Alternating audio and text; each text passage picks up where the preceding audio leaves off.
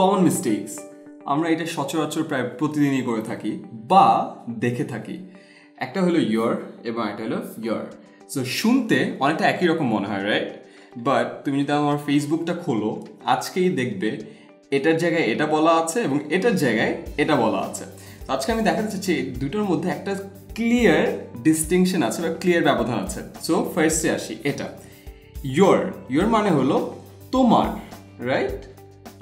For example, it's your paper, it's your marker, it's your table.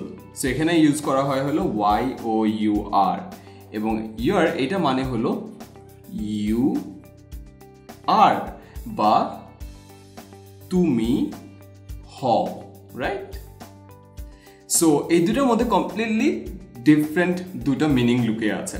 So এখানে যেমন আমি যদি ইউর ইউজ করি, so you're a smart guy, you're a good player. So যেখানে আমার use করতে হচ্ছে you are a smart player বা you are a good student, সেখানে খুব সংক্ষেপে আমি YOUর পরে একটা অ্যাপোস্ট্রফি দিয়ে আর ইউজ করে ফেলতে পারছি। সো এটাই হলো ইয়োর বা ইয়োরের ডিফারেন্স। একটা মিনিং হলো তোমার এবং আরেকটা মিনিং হলো তুমি হও বা ইউ আর।